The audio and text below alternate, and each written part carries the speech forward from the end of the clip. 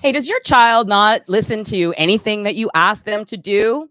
Do they push back, lie, cheat, sneak, break things?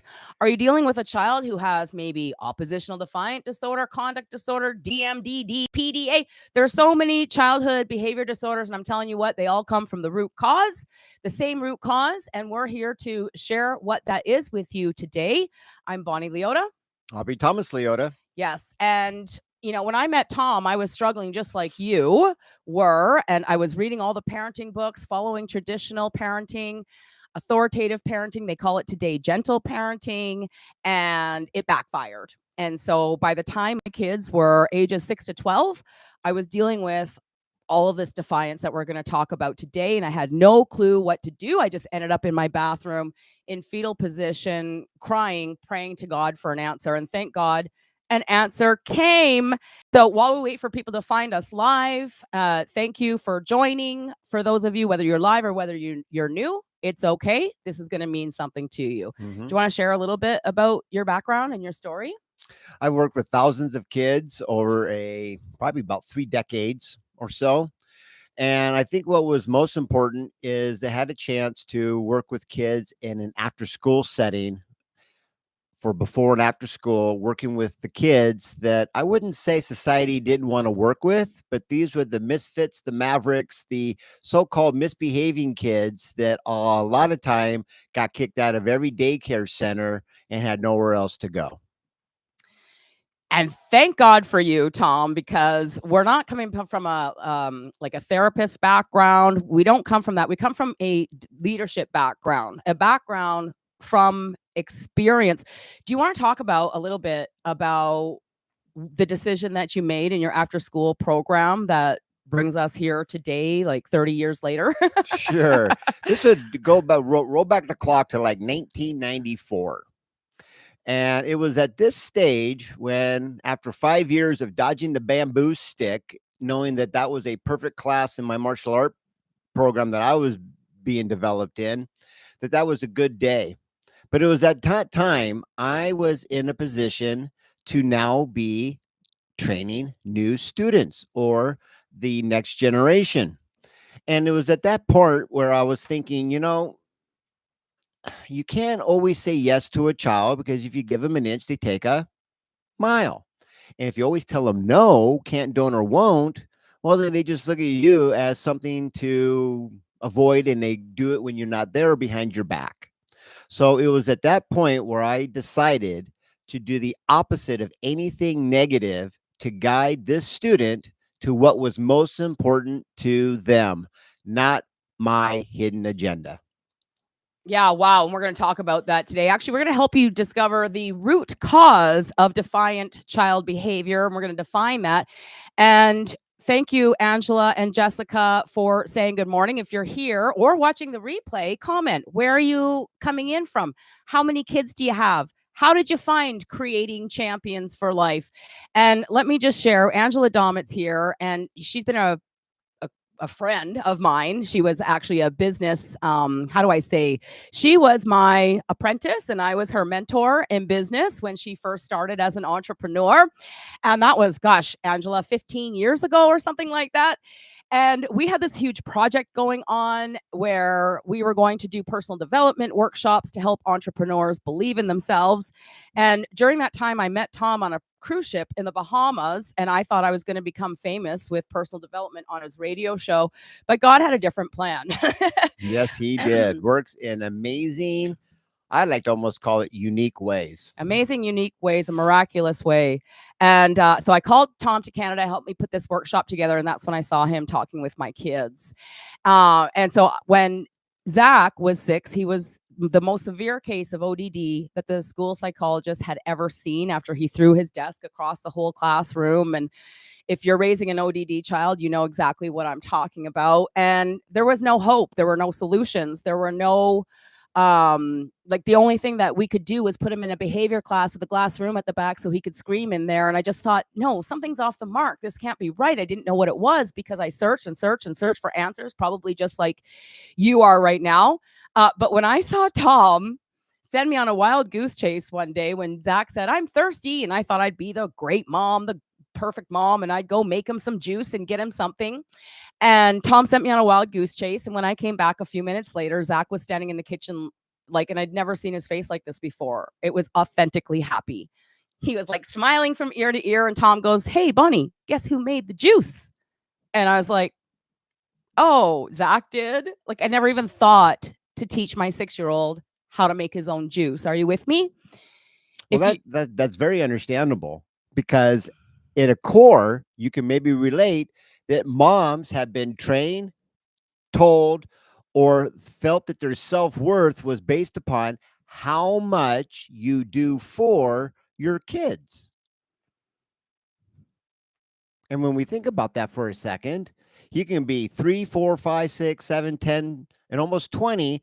And when does that cycle ever end? And that's what brought it to that stage. well, through experience, we've been coaching parents now for the last 14 years. And through experience, I've seen toddlers to teenagers completely transform their lives following this, I want to say, brand new to you parenting philosophy, because the principles that we're going to talk about today and that we talk about on our channel, they've been around for since the beginning of time, but we've never taken them and put them into parenting until now. So I wanted to say good morning to the people that are here: Angela, Jessica, Aaron. Thank you so much for commenting and for being here today.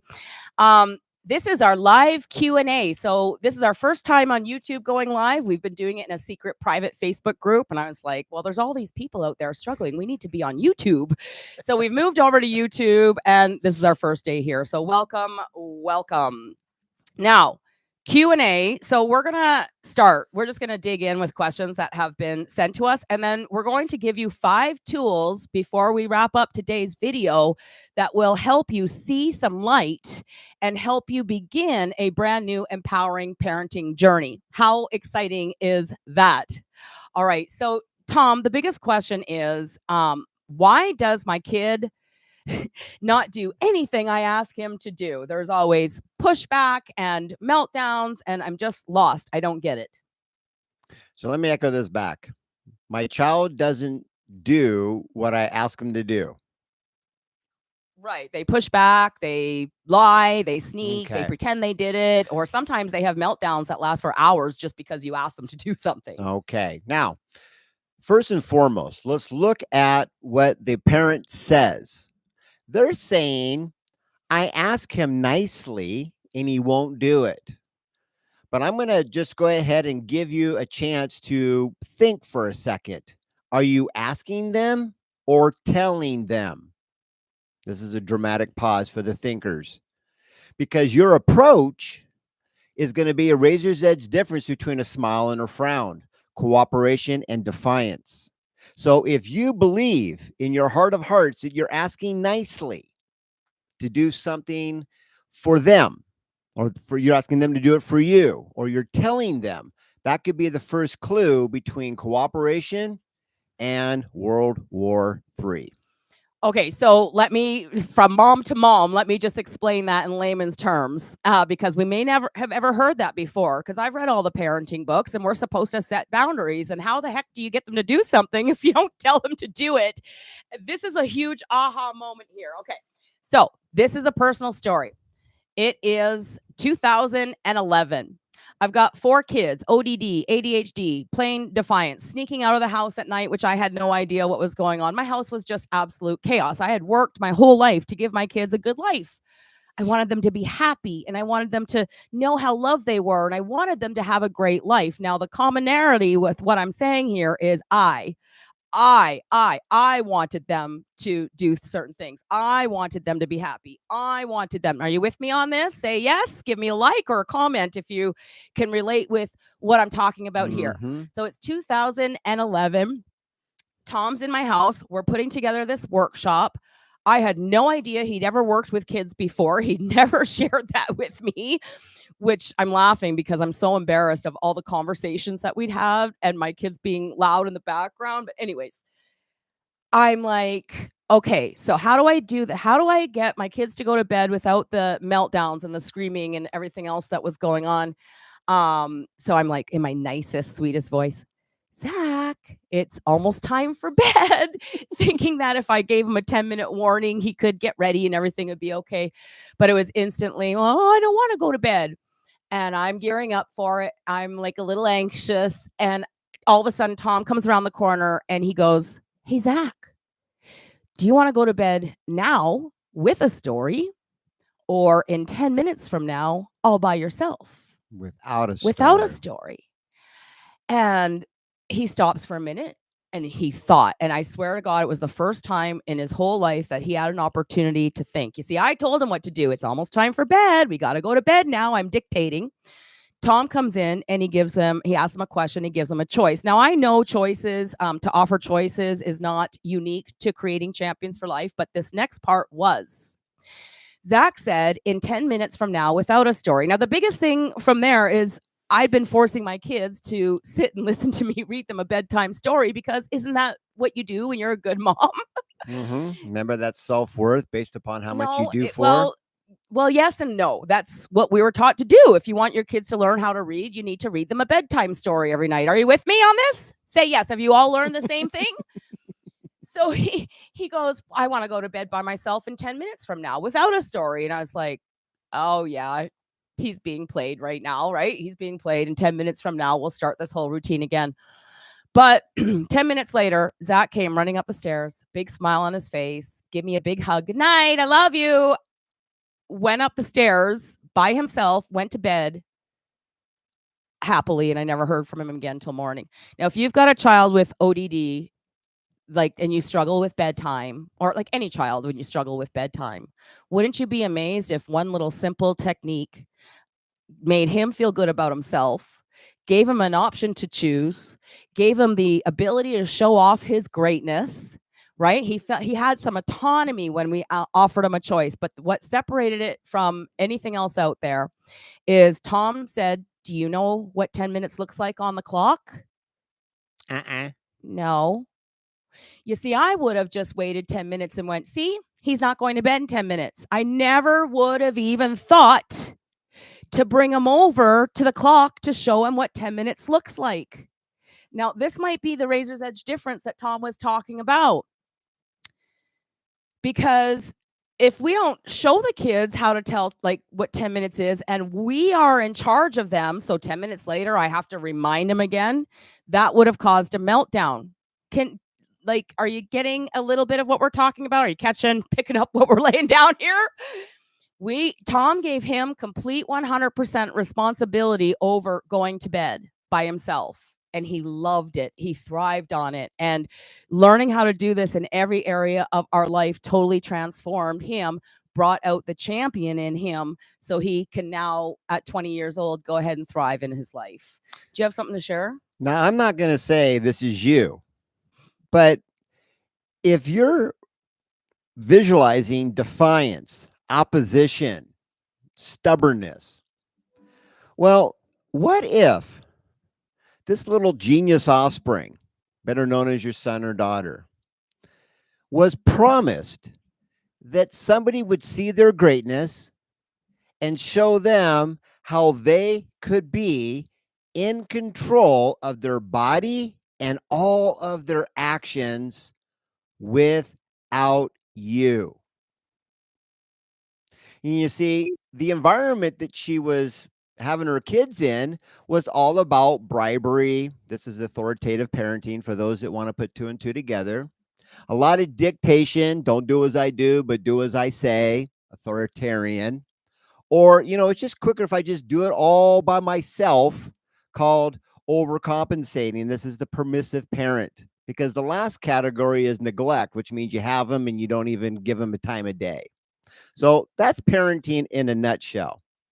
But for the first time in Zach's life, he had an opportunity of somebody or a situation to actually give him the promise when he showed up in physical form, better known as a baby or a little genius offspring. He had a chance to be, I'm in control of my body and my actions, because at the end of the day, when you can see the big, big, big picture,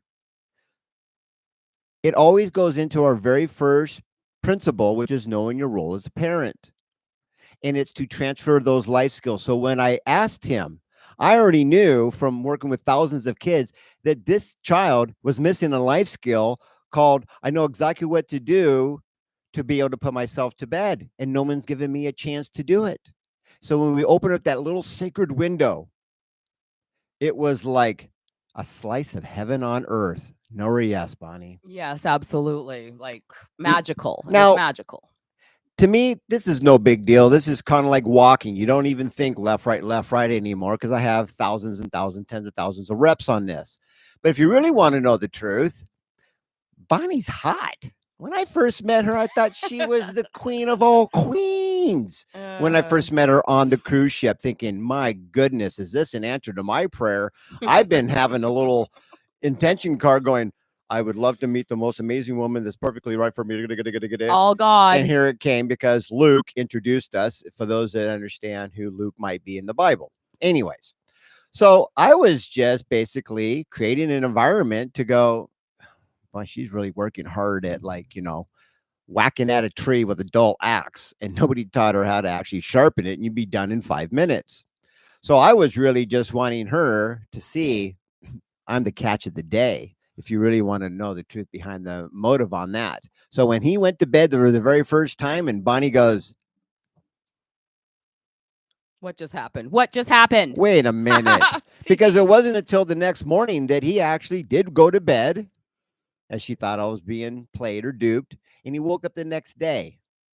Like the first time is in his entire life, just with a simple shift in my parenting approach. You see, we're labeling, we're believing something's wrong with our kids when really could it be the approach? I mean, uh, yeah, It's always the approach. It's called cause and effect for called those that cause and understand effect. universal It's truths. cause and effect. But as a human being, mom, dad, we're only as good as what we've been taught. True. And your child is a human being, and they're only as good as what they've been taught. Okay, I see, Aaron, you have a question. We're going to get to questions here in about 5 minutes. So if anybody else has a question about what we're talking about your child, like about anything goes here. If you have a parenting question, we're going to approach it from a root cause internal perspective, because we've been for years now trying to fix the kids from the outside in, right? We discipline them, we medicate them, like we're doing also, we send them to therapy for years, we send them to treatment centers and camps, when actually the truth is there's a root cause. And if we could get to the root cause, you can save your child's life and you can save your own sanity. All right, Mhm. so we're going to get to question and answer here in about 3 minutes, and then we're going to finish today with 5 parenting tools that will totally transform your parenting life. Now here's the thing, parents, if we could just show you, and we do, in every single video we give you the formula to succeed with your kids. The problem is that when you come to us, you come to us with these beliefs. Either we believe that there's something wrong with the kids, or we believe that we need to be more consistent in discipline, or we believe that we have to set yet another boundary. If you're with me on this, say yes. Why does that sound so exhausting? Oh my God, we have to remind them. We have to pack their lunches, get them dressed, get out the door on time. We need to drive them everywhere, be their chauffeur, their referee, their maid, and everything else. Now, when I learned creating champions for life, I could just sit back and my kids were like, all 4 of them, like running around, cleaning the house and doing the things, and the house every day just became more and more organized, more and more peaceful. And I just like, oh my gosh, every mom and dad in the world need to know about this. And it's been the hardest journey of our lives, just trying to just trying to share. Your kid has greatness inside. They're a little genius just looking to embrace the world with their own uniqueness. They're looking to show off their magical thumbprint. They want you to see them, to see how great they are. Versus when you tell them how to be a certain way, their little spirit inside begins to become anxious, because it's like, who am I? And does my life even mean anything? And everything that I do is wrong. So I must be bad. And then we get on this never, and it will never end, mom, dad. If you got a kid with a behavior disorder, it's never going to end. It's not something that they grow out of. It's something that they will grow up with unless we get this. So we're only as good as what we've been taught. You have all of these beliefs in your mind and all of these habits that we have, like reminding. It's really hard not to remind our kids to do what they're supposed to do, isn't it? Did you ever feel that way? Okay. So let's get into Aaron's question. And then if anyone else has any questions, we'll talk this thing through and then we'll get to our Oh, 5 tools. yeah. And a shout out to, is it Jessica Yeah. from South Carolina. Ooh, a Canadian knows the abbreviation of South Carolina. I love that. Great job, Bonnie. Oh, yeah. Hopefully I'm right. Okay. I prayed and prayed, found y'all. Yeah, she's definitely from South Carolina. Found y'all on TikTok. I know God led me to your video, life changing. We are still in the process, but we have come a long way in 6 months. And that is just with attending our weekly lives. And I think you have our book, and now you're a Gold Star member. Yes. So she started some mentorship. She's binge watching videos. She's wrapping her head around guiding behavior versus this authoritative parenting where we got to come in with consequences and correct behavior in the moment, which is the cause of all of your stress, mom and dad. All right. We know it because we've already made the shift with hundreds and hundreds of kids. And we have over 24 case studies. And we've seen 14-year-old. He was in jail 9 times when Rachel found us on TikTok. He'd been on medication since the age of 5. He's 15. He's no longer on medication. Their relationship is just like awesome. Like everything, like the relationship that we all would pray for or dream of, they now have. And we see this happening every single time parents learn what we're talking about today. So let's get to Aaron's question. How do I handle when my daughter, and I think you said OCD, like obsessive compulsive, does she have OCD, or are you calling it an OCD act? I'd like to have a comment there. So how do I handle when my daughter has an OCD request? Yesterday, she said she had to say a certain, and it says rude, but did you mean word? At a certain point in a conversation that we were practicing. It's an OCD act. Okay. It's an OCD act. She's not got an OCD diagnosis or anything like that. Okay. So do you have an answer for Aaron? Yeah. And as a pre-frame before we get to that, you mentioned that how does anybody and everybody find Bonnie and Tom? It's always been the same pattern. I prayed for an answer, and your video showed up in my feed like it was an answer to my prayer. That's how people find us. So we know that this is very, what would you call it? Divine. You know, you ask, you shall receive. It's the only way. It's the only thing you can call this, you guys, because I'm no better than anybody else. I was struggling as a mom, crying in the bathroom in fetal position. I was the best overcompensator, the best dictator, the best briber, the best controller. In fact, when I started learning Creating Champions for Life, I was like, okay, we're going to go camping. Hey, you guys go ahead and pack your own bags. I wanted them to feel good about packing their own bags. So just before we leave the house, I make sure that I go check all their bags to make sure they have everything. I added a sweater to Jacob's bag. And when we got camping, he was really mad at me because I didn't give him an opportunity. I lied. I told him that he could be independent, and then I took over and packed. So these are hard habits to overcome. So she's talking about rude words. So they're practicing and role playing. The daughter says a rude word. How do I handle it? Oh, Tom, you got this. Simpler than I think what you handled it. a rude word. Yeah. You see, many of us feel that we can actually practice and train a fire drill in the house when there's a fire in the house. This puts us in a position of reactive. Now, if she communicated with you with what you would call as a rude word, did you validate that she actually communicated with you or responded with something like, well, that's one way to respond. See, that's called validation for the first part.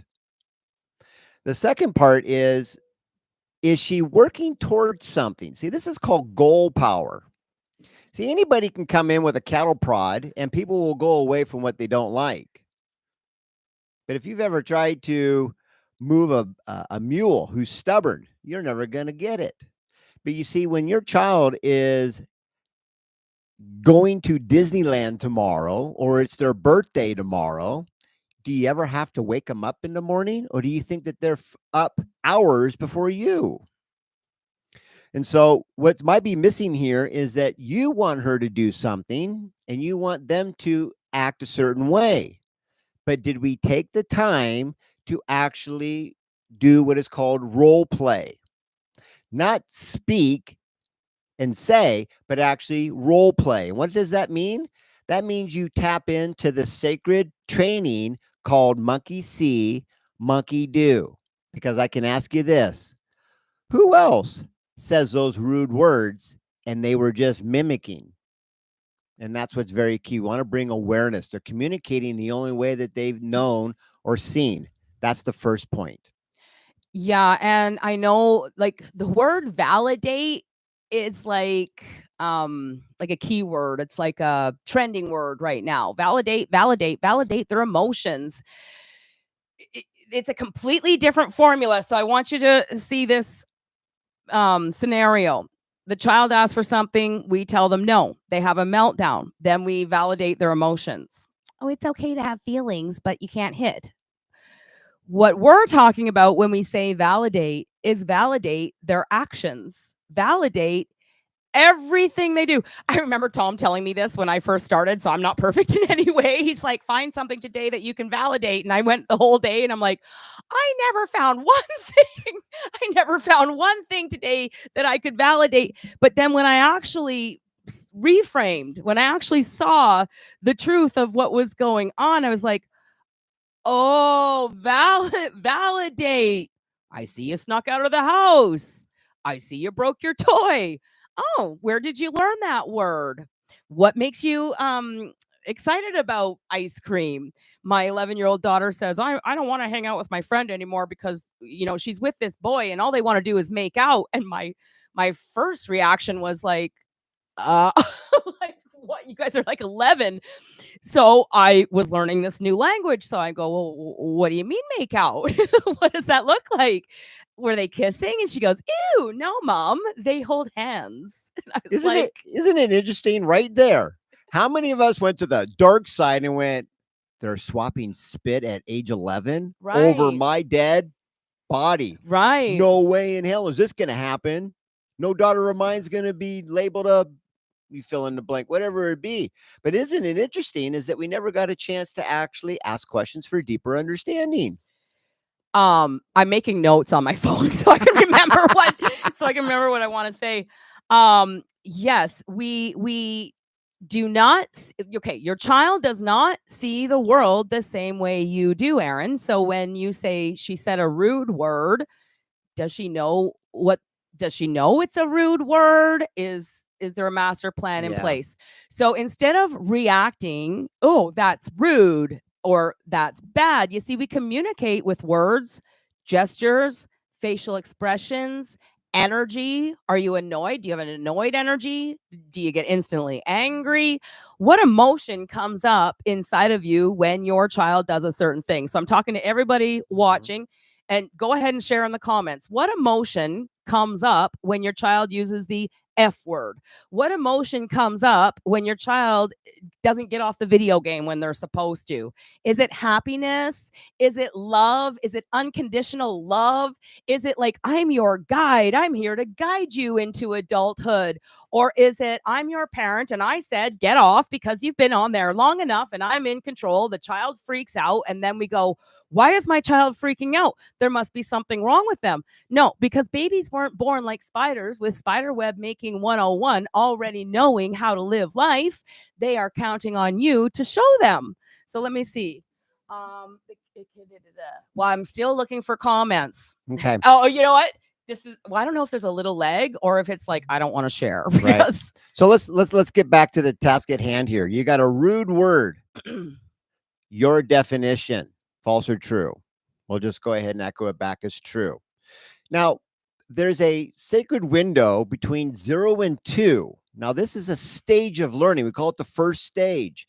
But how many rodeos around the sun? It's about age 1 to 2, where I'm not saying everybody misses it, but everybody misses it we're because been they taught to miss never, it. yeah, we've been taught not to, because there was no instruction manual that showed up called Learn to Speak Kid.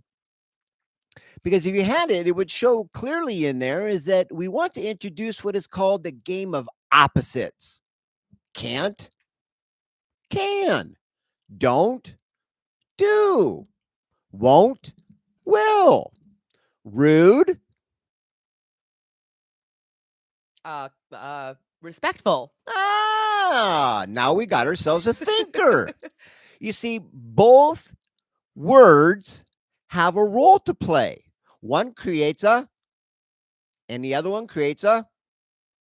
One helps, one hurts. You see, when we can get really simplistic about how simple this is, did I say easy? Because nobody walk, ride a bike, drive a car. It's never easy. That's called Captain Obvious. But did we ever take the time to go, oh, they learned the rude side of communication? Mm. And what this means is I would like to give my goal away or what it is that I'm working towards or whatever it might be. It's called I give it away. Nobody can take it from me. And if I use that word, I can give anything away. I can repel all greatness. Yep. However, what was the word again? Rude and Respectful. respectful. Mhm. So, what does the respectful word mean? If you could put it in there because you're playing, what's the opposite of that rude word? What would it actually be? I hate you. I like you. You see, there's something that you know that maybe was built, like drilled into you from your parents when you survived that gauntlet that you're duplicating. Don't talk to me that way. Okay. Show me what Yes. to do. Now, what I mean by show is go to the utility closet or wherever you got it and get out some duct tape and slap that right onto the mouth, because talking never works. It's called monkey see, monkey do. So, did you take the time to show the validation? Well, that's the rude version. Did I take the time to show them the positive or the other side? And this right here will be a hole in their parenting bucket, because I'll bet the whole farm that this was a missing life skill that once that's put into place, the child now has authentic, true free will. I can use the rude word to say, no, thank you. I want whatever is being offered. I can push it away. And if I use the positive word, I can make anything come towards me. You see, when the child is in control of their body and their actions, they become a little creator, not just a beaten to submission follower. You with me on this? So, did we take the time to show them the rude and the positive or the happy? Because if you did, now you do what is called creating champions for life. So, when the child uses this word, they made it show up. And when he used this word, they made it go away. That's a lot. Okay, so that's a lot, especially if you're just beginning to follow us. That might be totally French for you, and that's okay, because we have been wired, as Aaron said. What did you say? You said you feel irritation and fear. You feel irritation and fear when your kids use rude words. Are you having an aha moment? You've got this little genius spirit, 2, 5, 10, 15, 25 living in your basement, doesn't matter. They're a little genius spirit, and they're counting on you to be their trusted advisor. Not the I was warden. just thinking Star Wars. I was going to use Yoda and Luke, but I remember somebody's like, "What's Star Wars?" So I'm like dating myself a little bit. Generation gap. When you can see yourself as you are your child's first mentor, not their first bully. Okay. Right now, we're kind of bullying our kids in a gentle, kind, and firm way. Do as I do. No, do as I say, not as I do, which is a problem. Because if you feel irritated, frustrated, fearful as you approach your child's behavior, do you think they can feel that from you? Mm-hmm. Everybody watching, share in the comments. Yes. When you're angry at your child, frustrated, annoyed at something they did, can they feel your energy? I'm going to wait for comments. Hi, Holly. Welcome. She says, morning, y'all. Also from South Carolina. I'm thinking, so cute. Sorry, I've missed the live for the last 2 weeks. I'm on day 13 of being very dizzy. Oh, I'm sorry. You have health issues. I'm sorry, but welcome. I'm so happy to see you. Aaron, they can absolutely feel it. Angela, they can absolutely feel it. Jessica, yes, they can feel it. Okay. Yes. So if you're their trusted guide, and they're the apprentice, and every time they put their hand out to do something, or they're looking to navigate life, or they try something, or they're doing something, and we get annoyed or irritated and fearful, and they can feel that, I'm sorry, that energy is always going to create negative circumstances with your kids. Yes. We've got to get this. A child is a child. They're looking to you for how the world works. And if we're constantly correcting their behavior in the moment or telling them that's bad, then all they're going to do is shrink into their little shell, and they're going to become unworthy. And I know exactly what that feels like. Do you? Yes. You probably do. Because when you were a child, you were parented this way. Maybe you were parented a little harsher. So then you said, well, when I have kids, I'm going to be kind and loving just like I did. I'm going to give my kids a good life. And what's happened is we've gone from like authoritarian parenting, which is very harsh. You know, you beat the child with a switch in the backyard if they look at you the wrong way, to, oh, it's not good to beat children. Let's just develop some theories and put them into action, and maybe timeouts and redirection and takeaways. Well, they might work. Oh, it works for some kids, but not other kids, because other kids, it doesn't work. I have to use this with this kid and this with this kid. That's a theory. That's not a principle. Gravity doesn't work for Tom and not for me. It doesn't work today and then work tomorrow. Yeah, Like, Monday through Friday, and takes weekends off. the sun doesn't go, I wonder if I'm going to rise today. The earth spins. The whole universe is built completely divine. It's beautiful. Everything works together in perfect harmony, and you already have everything you need to transform your parenting life. You already have it, because you do it everywhere else. Mm-hmm. Everywhere else in our life, we're proactive. Oh, we're going on a road trip tomorrow. Perhaps I should fill the gas tank today and pack some food today. And we plan our life. But when it comes to parenting, we have been conditioned to believe they need to be corrected in the moment. And this is the beginning point of all your stress. We've also been taught to believe that our babies need to learn the word no. They need to learn what no means. And then when they are 2 and we've told them no 400 times a day, and they start telling you no, well, then we start punishing them for what we've taught them to do.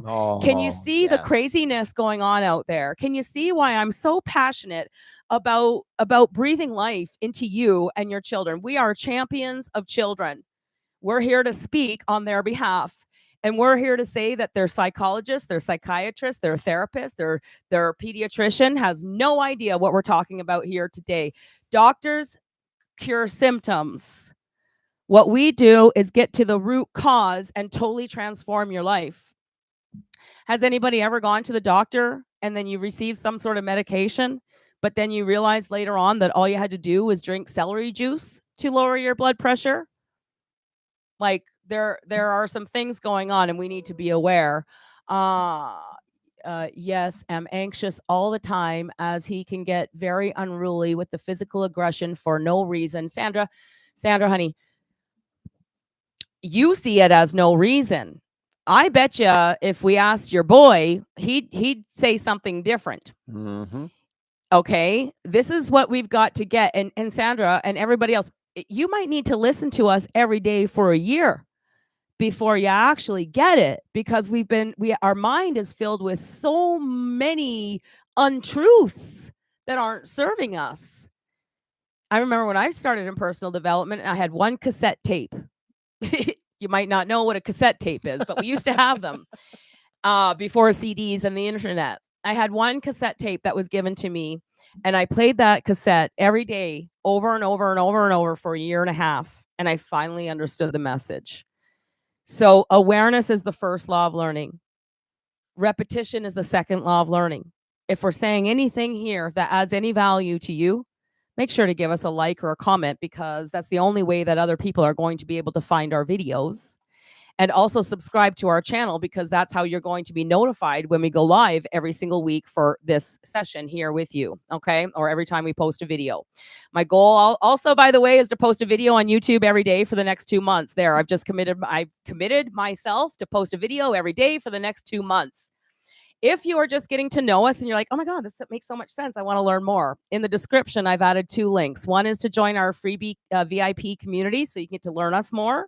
The other one is for the serious parents, the ones that are like, this makes so much sense and whatever they're doing, I want it. We have a masterclass that you can watch that will totally transform your life. And then we have a 90-day parenting challenge for change that we share the information in the masterclass, just so you know. Okay, so back to the comments. My child tells me, mine says, I'm always mean to him and I'm always in a mood. Guys, ladies, I should say, ladies and gentlemen, um, if your kid's telling you you're mean, Say thank you. yeah, like that's a beacon light. That's like a fire alarm. There's something wrong. You see, children don't come into the world as their job to test boundaries. They are not born to like be defiant. Actually, when a baby comes into the world, don't they just bring you pure joy for at least 6 months? Okay, they bring you pure joy, right? We know this. And then they start doing things, and they start walking, and they start touching things, and they start getting into things, and they start becoming a little bit of a pain. But you see, now I'm 52 years old, and I've been studying Creating Champions for Life now since 2011, so almost 14 years. And so we became grandparents 2 years ago. And I'm telling you what, like, I look at this little baby through eyes I wish I looked at my children through, because every time I see her, I'm like, here's just this little tiny human being Yes. who knows nothing. And I get to be her guide. And I get to show her what hot looks like on a burner. And we do not follow the authoritative parenting. There's no redirection. She's never been told no by us. She's never ever felt like she's been a pain to us. We never have the feeling of irritation or fear or anxiety with her, because we now see through new lenses. And whether they're 2 or 10 or 15 or 25 living in the basement, they still need your approval. And when we spend a whole lifetime in disapproval, oh my God, you know, I don't even want to share the statistics of what's going on out there, but let me just say this. We get comments on our videos from these kids, and the kids tell us, thank you so much. How do I share this message with my parents? Or they tell us, my parents did this and I left at 15 and I never went back. Your 5 and 6 and 7-year-old are going to be 15, 16, 17 very soon. And so we've got to parent with the end in mind. That's how all success has been created, beginning with the end in mind. All right. So we've already shared like some of our 5 tools that we're going to get to. My child. Okay. I'm mean to for making mine complete his homework before he earns his iPad. It's all in the approach. It's all in the approach. Anybody have lights in their house? This might be rhetorical, but isn't there a function that must happen prior to the lights coming on? And this is a simple no or yes. And see, when you hide the secret of what was the cause that made the light come on, better known as a switch, you see, when Harley Faith and I walk around the house together, whether I'm carrying her or we're doing side by side, I introduce the cause. And do you think that I'm able to walk through the house now, especially when she leaves her room, with she goes, and I already know what that means. She wants to flip the switch because I showed her the truth of what was the magic all about. You got to be very straightforward with them. When they start to explore, why would we ever on purpose come in and want to crush that little curious spirit to explore, to interact with this 3D world? So when she got into the kitchen and she opened up the cupboard, and I want to validate moms and dads, because I already know we're playing the mess card, morals, ethics, and safety. I get it all. It all is validated, but it misses the whole prime directive. You see, when she found the cupboard and she opened it up and she found the little Glad bags for the sandwiches, and all of a sudden it's like, ooh, could you go back in time and remember the first time you saw something? It was wow. Because we kind of lost that love and feeling, no yes. But when she can actually, she goes in and she starts taking them out. Morals, ethics, safety, play the card wherever you want. We go, no, no, no, no, no. And we take it away. Right. But if you were to see it, would what? What would Thomas do? I validated. Ooh. Out, out, out, out. How many bags are in there? She keeps going. Now, introducing the game of opposites, she's looking for the life cycle of completion. If it's out, what's the opposite of out? Type it in for those that like to interact. That's right. In. So she did out. I would do in. It became a game. And when you can play, that's when you're learning. See, adults have been taught playtime's over. It's time to grow up and be responsible. That's why you go to work. Now, I'm not saying going to work works, but isn't it interesting? Statistics always tell the truth that by 8 a.m. to 10 a.m., Monday morning around the world is the spike for heart attacks. Let that one sink in for a minute. So now that I demonstrate, she knows out because she's seen it. I do in. Guess who got to do out, and then who actually put it in? How many of us would love for a child to clean up after themselves? And that's how simple it can truly be when they learn through play and a life cycle of it comes out and it goes back in. And that is how simple. I didn't say easy, because you're going to have to question anything and everything that you think you've been taught about parenting might just be wrong for your little genius offspring's training to launch out of the nest, which is a prime directive and principle number one, knowing your role as a parent. But once it's already in place, oh my gosh, they already know what to do because we showed them, did not tell them. Monkey see, monkey do always wins. I'm going to say this on every video moving forward: is your children don't learn what you say, they learn what you do. Because So, it might take a while for that to hit you in the head. But like, Aaron, you feel irritated and fearful.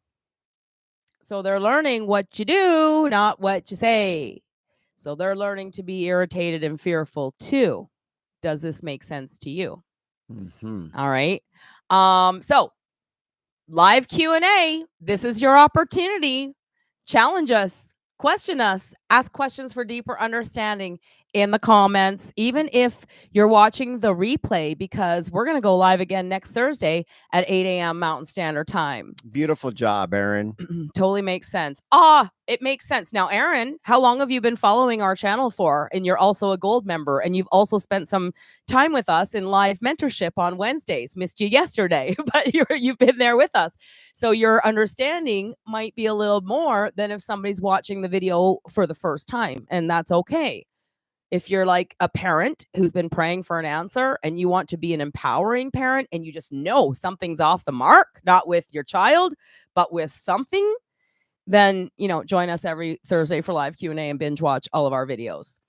4 months, yes. Jessica says, we have made a check-off list for each day of what he has to study for or actual homework papers. He checks them off as he completes, then gets the iPad. Goal.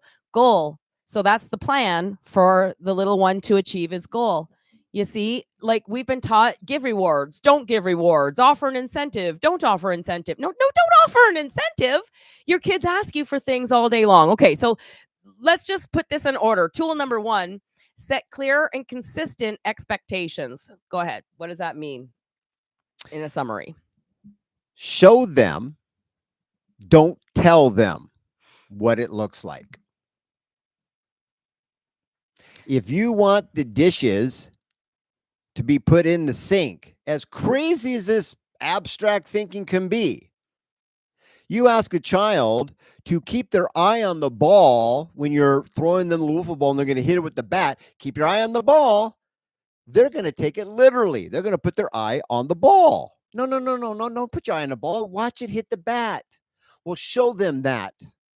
You see, when you can demonstrate what it looks like. Now, let's go to, and this has always been my favorite, breakfast, lunch, and dinner.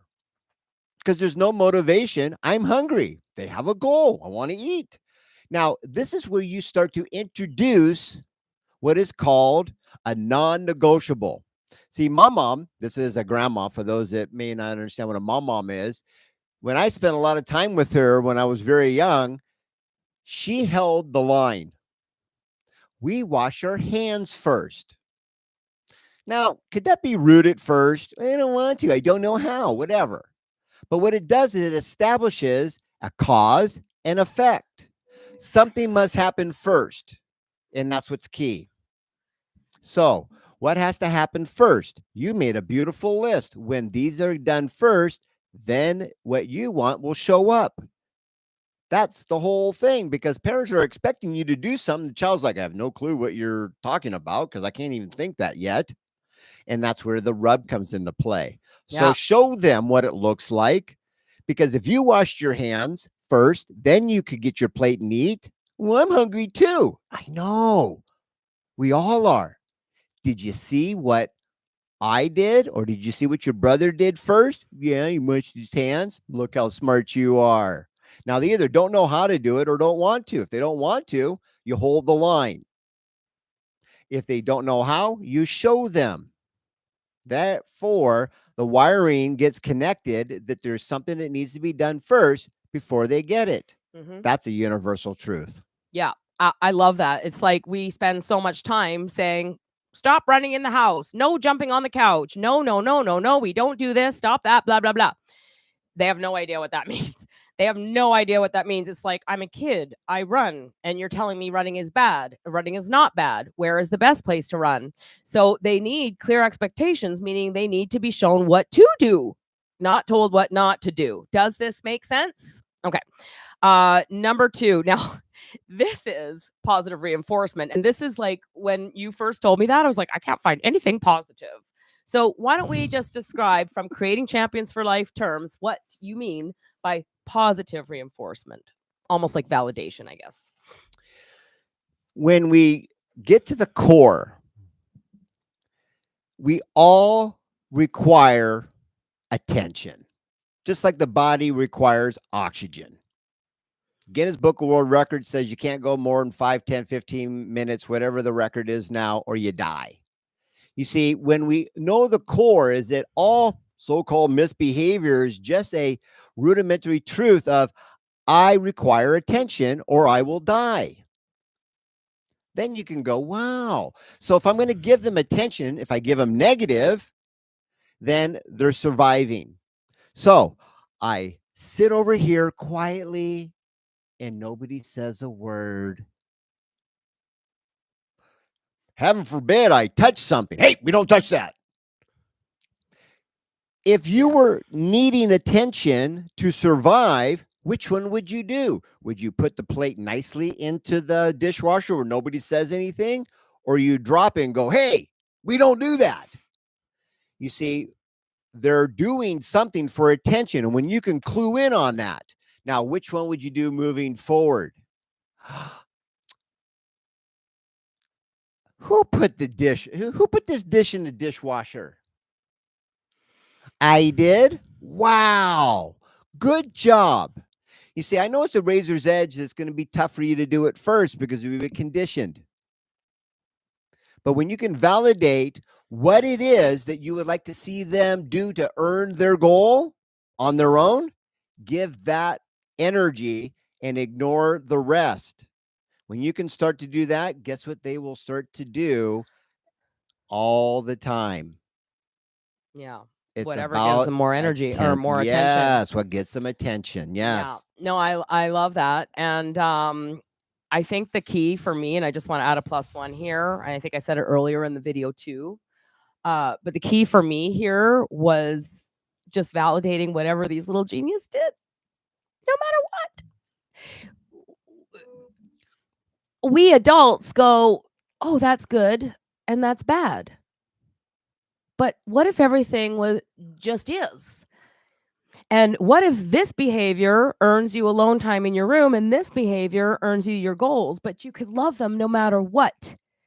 Can you imagine parenting, feeling love and joy and unconditional acceptance every minute of every day with your child? That's life So let me ask you a changing. question, Bonnie, before we go to number one, number three, I think. So go back to what she was talking about. Of course, they didn't put their shoes asleep, as we call it, in the closet. But did they take their shoes off when they came in the house, Bonnie? Yeah. And there's the quick validate, but they didn't put them away. You see, that's the razor's edge where you have all the power and you just been trained to give it away. Who took their shoes off when they came in the house today? What if they didn't take their shoes off? How do you validate that? Oh, If Bonnie well, asked a question. right. So, did they actually close the door and open it quietly, or was it slammed? You see, you can break down, break it down, break it down. Look who came in the house like a ninja.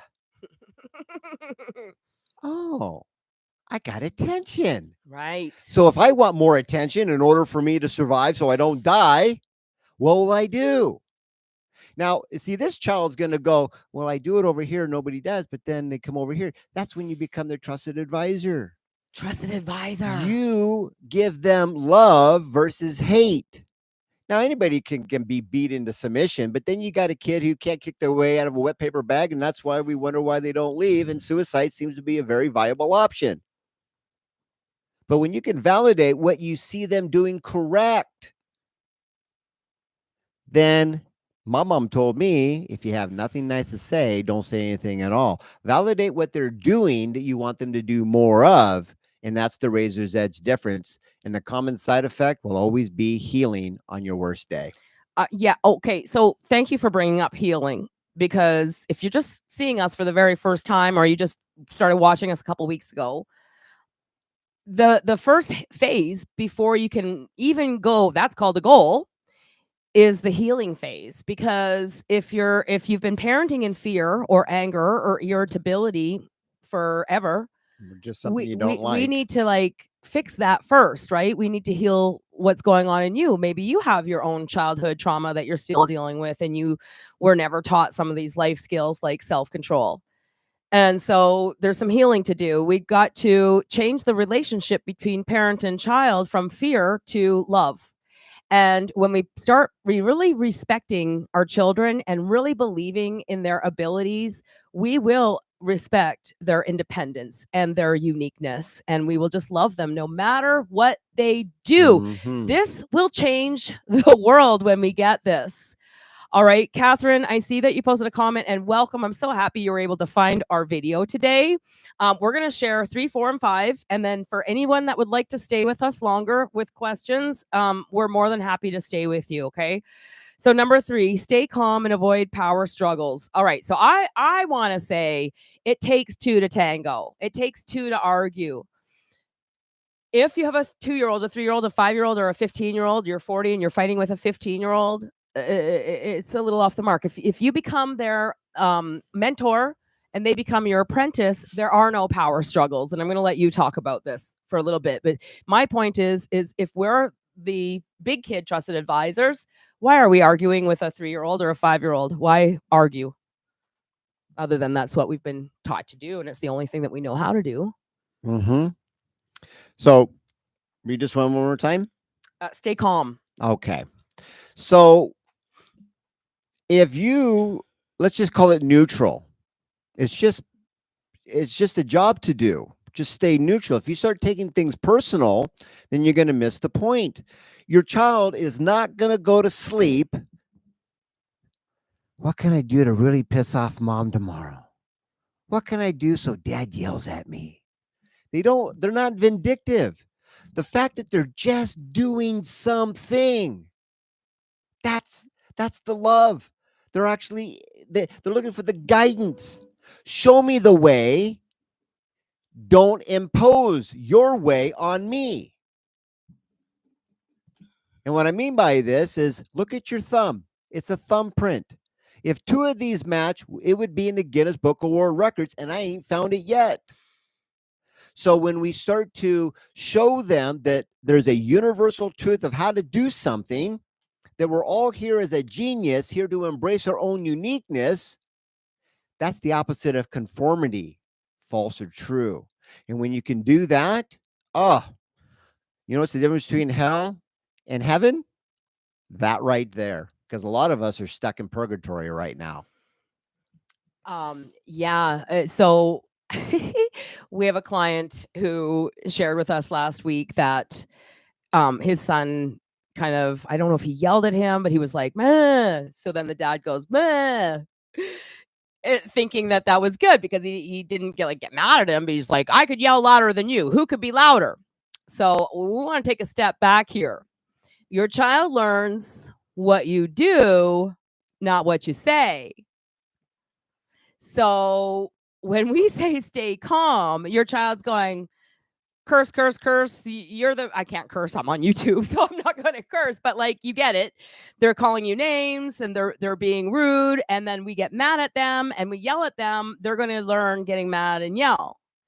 But if you could just not take it personally, obviously you're upset about something, tell me more. If we could be their trusted advisor versus somebody who needs to beat this child into conformity, your life will change. Does this make sense? So no matter what your child's doing, you stay a rock. You stay the rock because they will learn what you do, not what you say. The calmer you are, the more you stay a rock, and the more love that you have, and the more, no matter what you do, little baby, I love you anyway. Keep that feeling in your soul and watch what happens. Holly, well, let me go. Holly, and maybe there's other people asking this too, because we have been taught that ODD comes from some sort of childhood trauma. They made that up. Sorry, no. Dad dying at the age of 3 does not cause ODD. It's an excuse. It's an alibi. And so what I'm going to ask you to do right now is to believe in your child. Just believe in them. It is an experience that happened. It's a sad experience that happened. But it's more traumatic for you than it is for the child. And I know because I had an absent dad and I went through a lot of trauma as a kid. It wasn't the trauma I experienced. My house burning down when I was 6. My stepdad in a plane crash when I was 11. I became the leader of the home. There was just a lot of things. And it wasn't the trauma. It was my mom yelling at me all the time.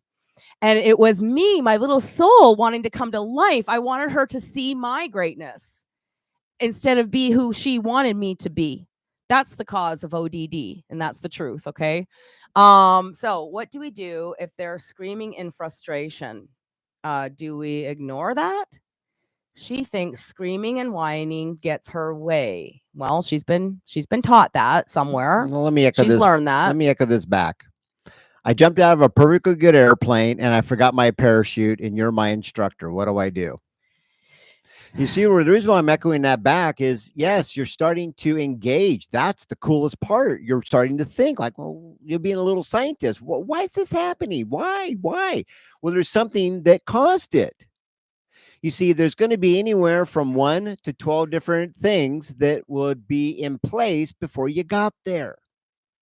And that's part of the healing is I caused her to act this way.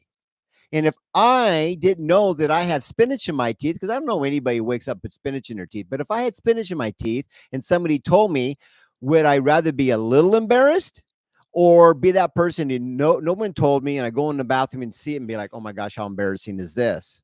So that's called validation. Okay, if I could recreate this, how do I make this happen? Then you learn to do the opposite, which is who's missing life skill. And when you can say that would be mine, now you've got a chance to win because you too do not go to bingo. What can I do to really screw up my kid's future? All right, so let me go to this is tool number 4, and it is going back to your question, Catherine. What do I do when my kids screaming? When clients come first to work with us, for the first month is the healing phase.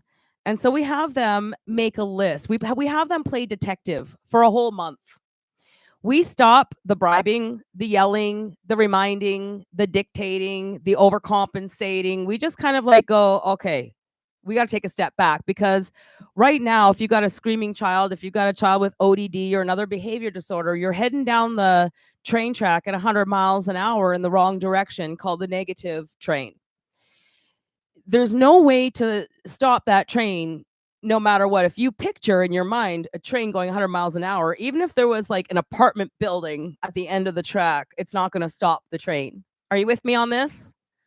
So we have to stop the train. We have to kind of stop doing some of the things that got us here. And then we need to sit back and go, okay, my daughter screams to get what she wants. Number one, never give in to that again, ever. Just let her scream. And you don't have to ignore it. What we do, even with the toddler tantrum, is just go, well, that's one way to communicate, little baby. Can you show me what you want? So it's not, you can't come in and fix your daughter screaming, but we can stop doing what we're doing that cause it. Does this make sense? And then we have our clients take everything that they have played in their detective work, and then we show them how to make a master parent approved plan. Now, if you're not ready for mentorship or like you don't have the time or money to invest in mentorship, everything we teach is in this book. It's learn to, the camera's like a mirror. Learn to Speak Kid. It's on Amazon. You can get it. Everything is in here. Chapters 4, 5, and 6, which is weeks 4, 5, and 6 in our 90-day plan, is how to build your star chart and how to build out your master plan. But you need a plan for that. Now, when parents start to come to us and they start to learn goal, plan, action, perseverance, they go, oh, that's called a goal. What's your plan? And that's a mistake. They're counting on you to make the plan. So, what is the plan for when she screams? Where can she scream without it disturbing the whole household? Is it in her room? Is it outside? Is it in the basement? Like, where can she scream? Can she scream into a pillow? Sometimes we need to get the emotions out. Your job is to show her how to master her emotions. And if we can't do that ourselves yet, then we can't do it for our child yet. But this whole idea of sitting and going, oh, you're sad, and coddle and breathing life into this sad crying thing, if that scream gets more attention than the laugh does, then she's going to keep doing it. So you don't ignore it, but you stay and you stay calm and you love her either way. And you understand you're just a little baby. Even if she's 8, she's still a baby.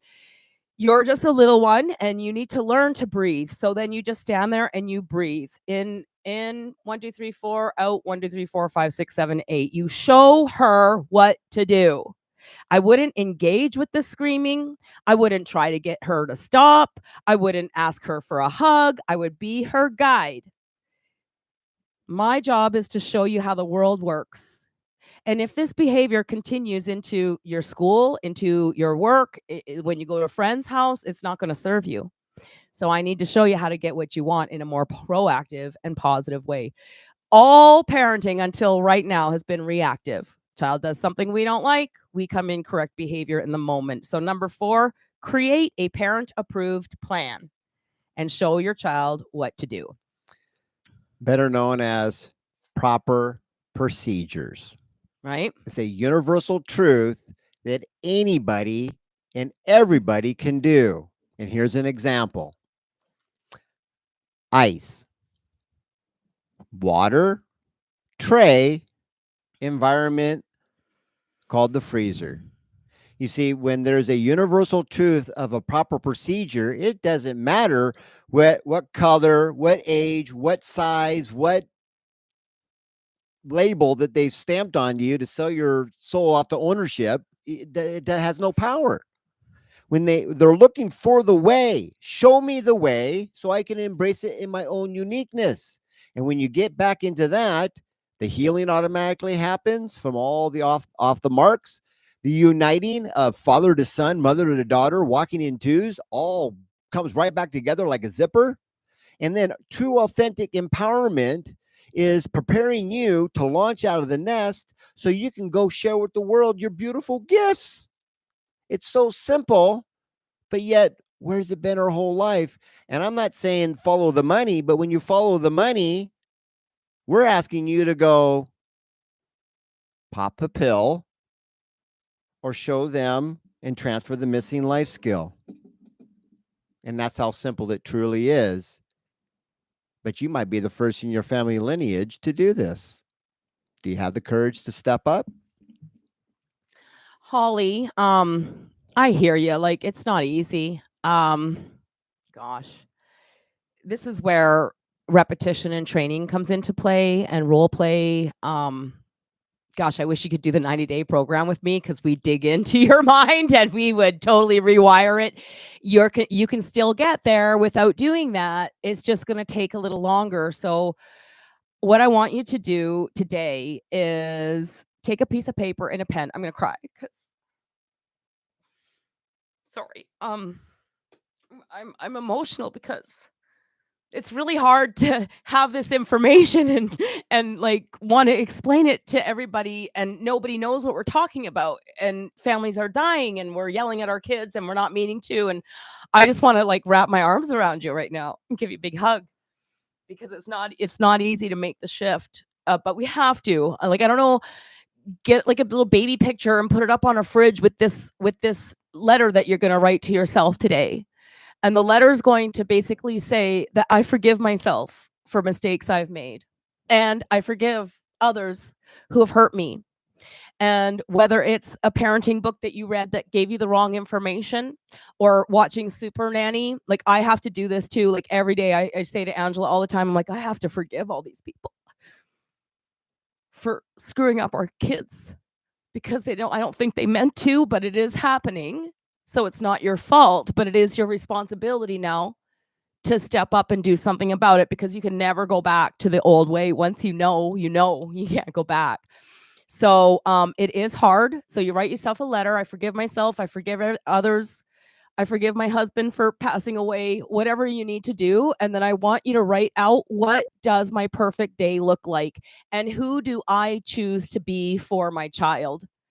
You ask yourself these 2 questions and you write it out on a paper and you start to read that every day and start to rewire your brain and in it come from a place of peace and come from a place of love and come from a place of divinity, because that will serve you and your family. I hope that helps in some way. Number 5.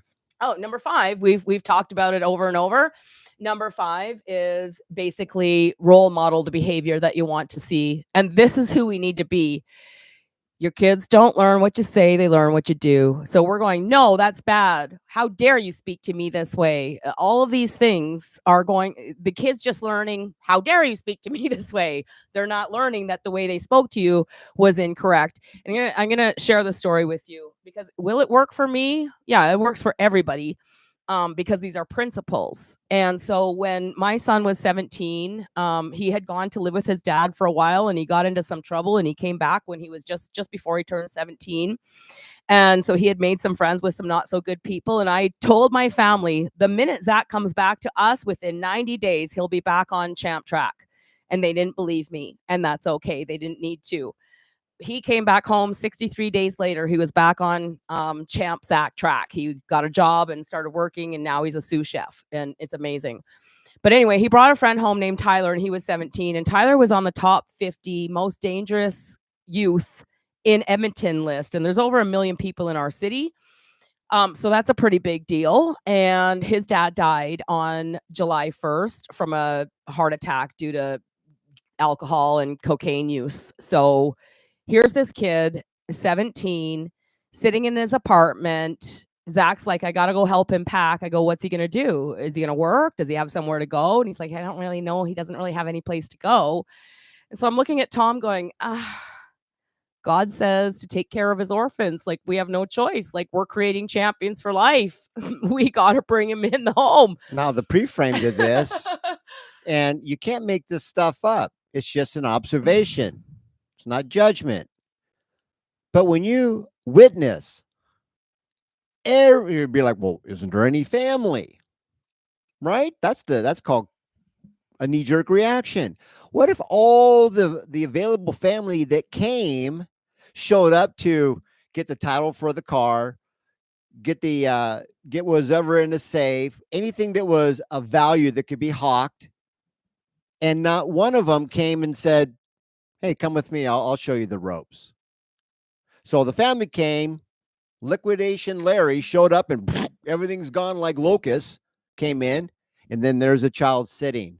That's the situation that he was in when Bonnie says, sometimes you got to just do what's required because it's the right thing to do. Yeah. So we brought him in the house. He had 0 life skills. He didn't even know how to change a paper towel roll in the bathroom. He didn't know how to clean a mirror. And so we had set up a plan. Holly, this is going to answer your question. You need a plan for when he whines and when he cries. You need to take your... I got these queen crowns. It's not a tiara. I don't worship my crown. Just FYI for any of those who think that this might... It's a queen crown. I put this on to represent going from being your child's staff sergeant to becoming the queen of the house. You need a plan in place. It's okay for him to cry. He's learned to cry. He's learned to take people who feel sorry for him and play that for all it's worth. That's the truth. So you put your queen crown on, Holly, and as you sit down and you answer those 2 questions on paper today, what kind of parent do I want to be, and what does my perfect day look like today? I want you to go, where can he cry? Where can he whine? Where can he go? Is it outside? Is it in his room? You need to have a master plan. That's how you stay calm. See, if we're running around a house and we can't get out because the house is on fire and we never practice a fire escape route, yeah, that would cause a lot of anxiety and a lot of lack of control and a lot of fear and a lot of chaos. But if you have a master plan in place and you know exactly what to do when he whines and cries, and so does he. What does whining and crying? It's a cause. What is the effect of the whining and crying? And Holly, the effect could be, I'm going to yell at you. But it's proactive, right? Versus reactive. Just make a master plan.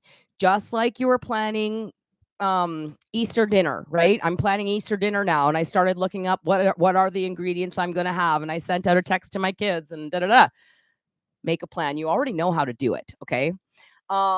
Nicole says, I find my own places to act angry. I paint, I write, I yell in my safe place, and I do read my great day letter every day, validate, create new neural pathways for yourself. Yes, I love that. And Angela said the reaction of people around him when they lost their dad could cause trauma. That's true. That's true. Jessica says that really works for me. They now know they can scream outside. So anytime they scream, I ask them, where do we scream? Jessica, high five to you. What a great student you are. Yeah, Thank you for being part of our the screaming community. section? Oh my God. That's what a queen would do. Okay. when we're yelling at our kids, when we're yelling at our kids and we're having power struggles, we lose their respect. We just become some like illogical crazy person. That's what my kids still when we get together, they still kind of remember their childhood pre Thomas, and they know I have cray cray in me. So be okay with it. It's just it is you're going to be crazy when you have no plan and you have no control, and we've been taught to parent completely backwards. I'm gonna try to do the 90-day challenge. Yeah, yeah. Reach out to me. Okay. Does anybody have any questions? I thought I saw one. Here. I'm sorry if I missed it. Put it in again. I don't know. If I missed your question, I'm sorry. If I haven't answered it, you need to actually put it in there again. We're getting ready to wrap up here today, but we just went and spent the last hour and 20 minutes talking about why children are defiant, why they scream, push back, act out, push buttons. It's not what you think it is. And we're here. Thomas and I have a combined experience over 60 years in the realm of personal development and leadership. Thomas has worked with thousands of children who are brought to his award-winning after-school program saying, "Can you please fix my kid?" He can fix the kids, no problem. So he always had fun with the kids, but then the kids would go home. So when I met him and I was like, "You can parent with goals? You can guide proactively?" Like, oh, I never even thought about this. And then when I saw the results were so magical, I walked away from my business, my home, my country, my family. Like we both gave up everything in our lives because you need to know about this. And that's why I know it's God. It's not us. We could never come up with something so great, right? But it's like somebody needed to do it. Yes. And for those of you that are open today, as we get ready to wrap up, take this practice at the end of the day. Many of us watch the news and they always talk about, something negative, right? The plane crash, people couldn't cooperate, called an accident, whatever it is. Do the opposite. What made today great? Take your energy and feed it, because if my attention was a hose, am I watering the weeds or the rose? And whichever one I water is going to grow. So exercise it today. What made today great for you? Was there something in here that you heard? Put it into the chat. Start to practice that. What did my child do? And this is like, anybody know what CPR is? That's what brings somebody back to life. Cardiopulmonary resuscitation. Well, that brings them back to life because they're dying. What if we could look at it this way? What made today great? What did I catch my kid doing? C, correct. What did I catch my child doing? Perfect. Or what did I even catch my kid doing right? You see, when you can take your love, which conquers all, and water that rose, what do you think's going to grow? Maybe not overnight, because we've been going the wrong direction for too long. But if you start to see how simple the healing can begin, you'll either do it or you don't. But when you do, you'll make it a ritual that you do every day, because at the end of the day, what kind of news story are you sharing with the world? Hey, honey, guess what I caught my son doing today? And guess what they'll do more of to get more love? Well, exactly right. I kind of lost the closing part with Tyler because we brought this kid in, didn't know how to clean a mirror. So we set up our environment going, okay, as soon as the room is clean and the bathroom is clean, then we'll turn on the internet. Did you know that you could phone your internet company and have a guest Wi-Fi set up in your house that you can turn on and off with an app on your phone? You sure can. So we set up this environment and we had no idea who Tyler was.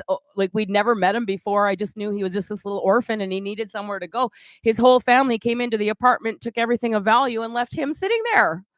So we took him in, we set up the only thing that we had going on for a goal was the Wi-Fi. And it worked. It was all we needed because he'd get up, he'd clean the bathroom, but he'd always leave the mirror. And so when Tom sent him a text one day going, as soon as the mirror's as clean as the rest of the bathroom, I'll turn on the Wi-Fi.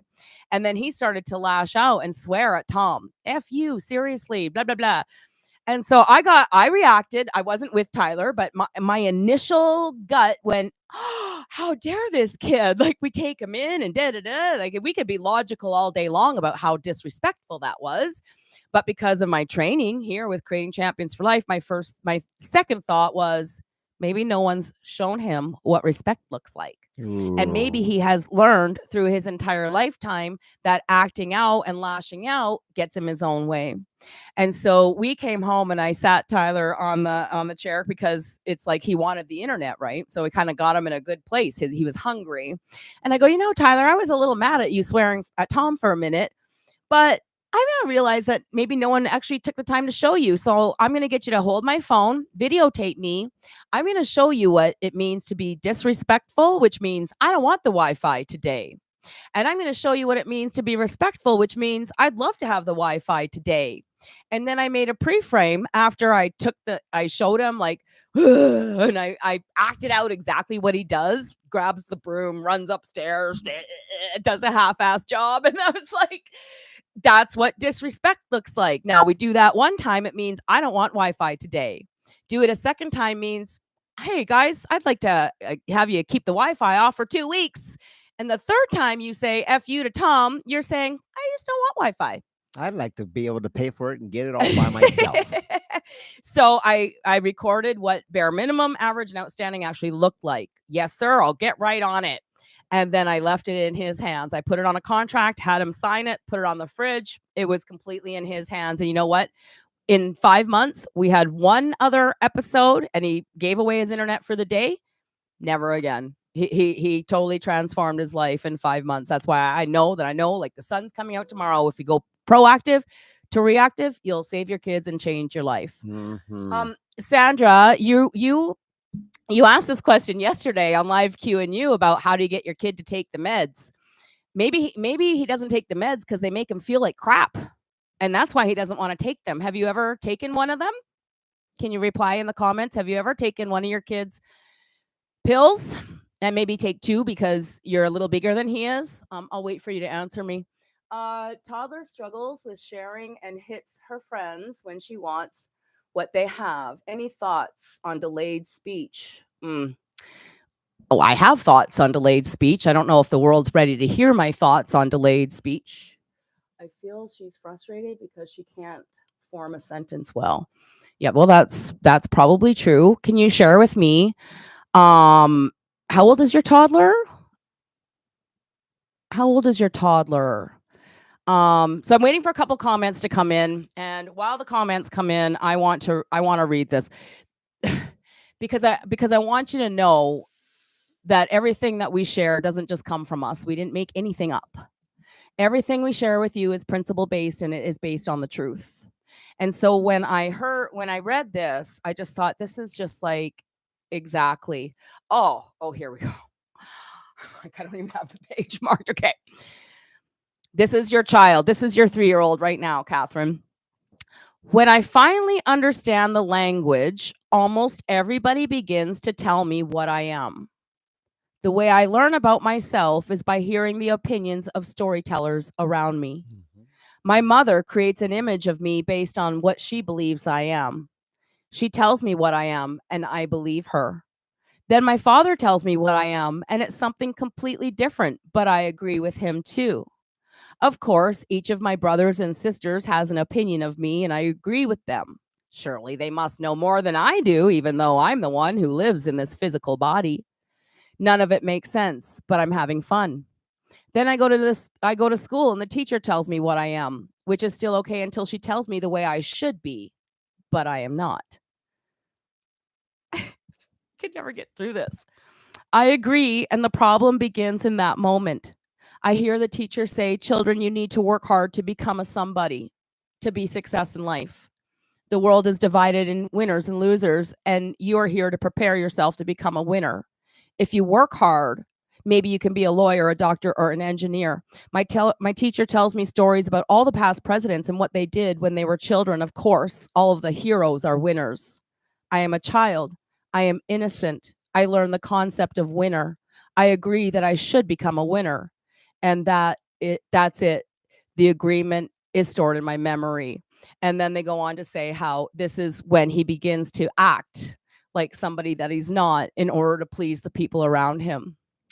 No, but he used to take it marvelously for 6 months, and he just does it to gain control.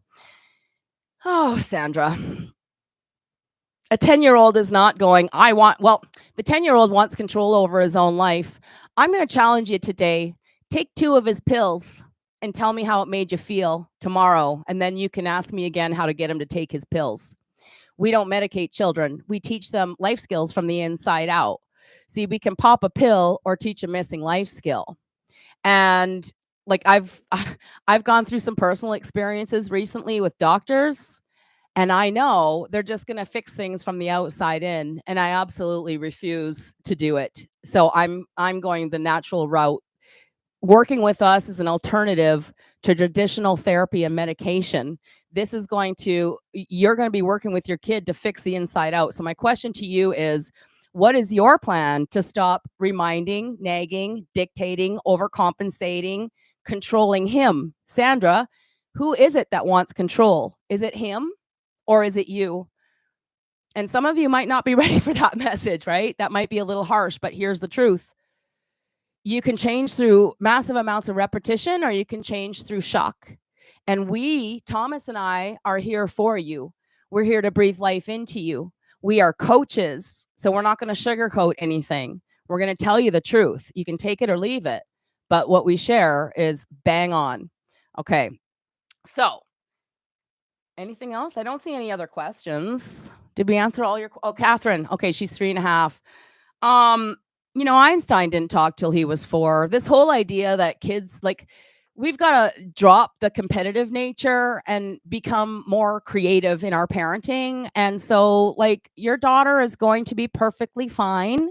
So, like, we have a 22-month-old, and I'm sure she gets frustrated because she can't communicate, but we can watch everything she's doing and we can say, show me what you want. And she'll walk over and she'll point and show us what she wants. So hopefully that helps a little bit. I wouldn't worry about delayed speech at all in any way, but don't overcompensate.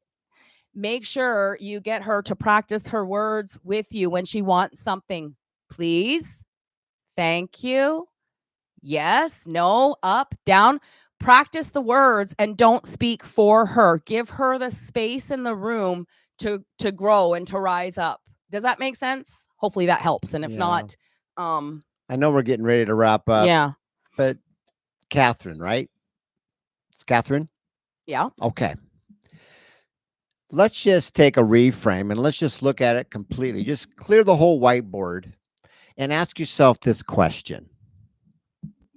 Why is this amazing little 3.5-year-old genius offspring in your house anyways? Why is she here? You see, I've spent a very long time asking this question. What is our role as a parent?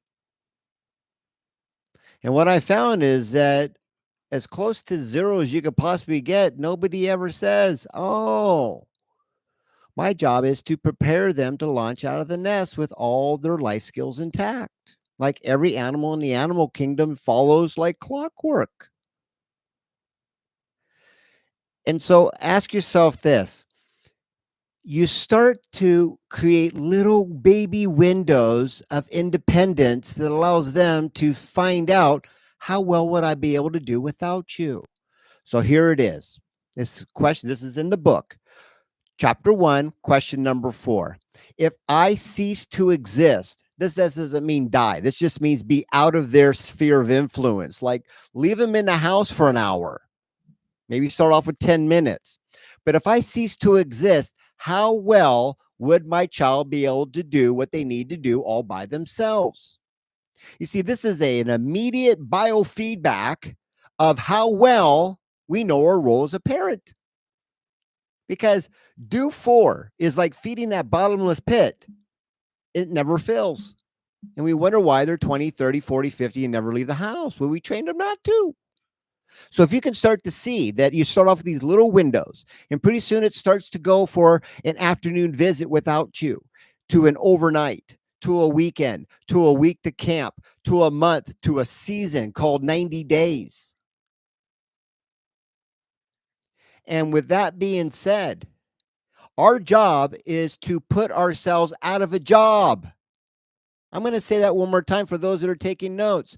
Our job or role is to stop doing for our kids so they can do it all by themselves. And there's 3 sacred games that you'll follow: monkey see, monkey do, to follow the leader, to Simon Says.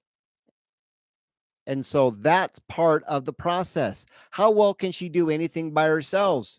And if you can believe that she can learn, that's going to be your strongest ally. Is I believe in you. I know we can't do it yet, but I believe that you can walk. I believe that you can talk. I believe that you can feed yourself all by yourself. If you want some inspiration on this, go find the story about Helen Keller. Yeah. Because somebody believed in her. And it's that belief that will bring her into her greatness. Yes. And I'll leave it at I that. love that, Tom, Thank you so for much. interaction today. Yes, thank you for interacting today. And so for the moms and dads, like I did buy into medicating my son too when he was 12. After 6 years of fighting the system, I finally thought, like, well, maybe if I don't like do that, maybe I am hurting him. So I put him on Concerta for 2 months. He told me it does really help me focus at school. Cool. Da, da, da. So for the first 2 months, it was cool. And then one day there was 4 pills left in the bottle. And he saw that there was only 4 pills left, 4 days worth of pills. And he starts going, Mom, I need more pills. And I'm like, okay, yeah, I'll go get that tomorrow. And he goes, no, mom, you don't understand. You don't understand. I need my pills. And I'm like, Jacob, I'll get you some tomorrow. Everything's going to be okay. He goes, no, Mom, you don't understand. And he started crying and banging his head on the counter. And I looked at Christina and I was just like, okay, those are going in the garbage. And I just took him off the pills.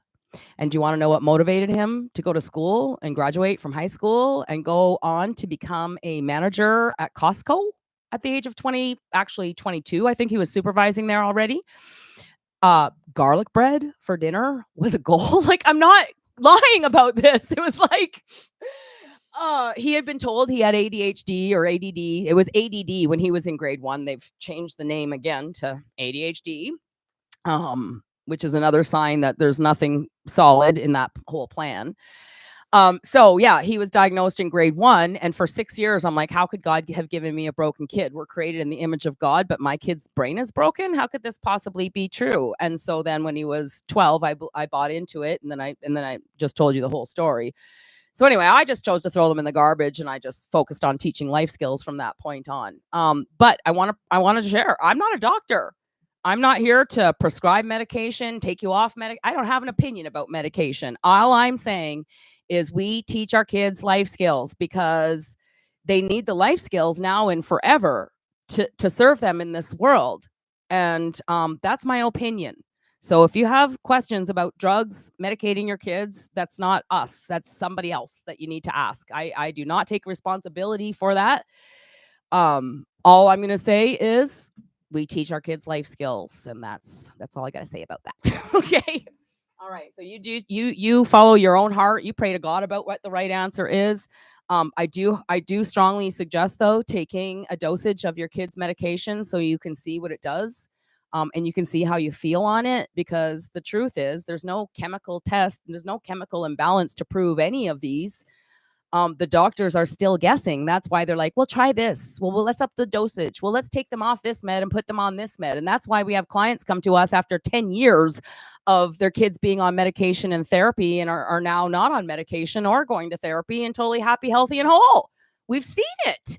So it's kind of hard to unsee it. And it's kind of hard for me to in any way encourage that. But I don't take responsibility for that.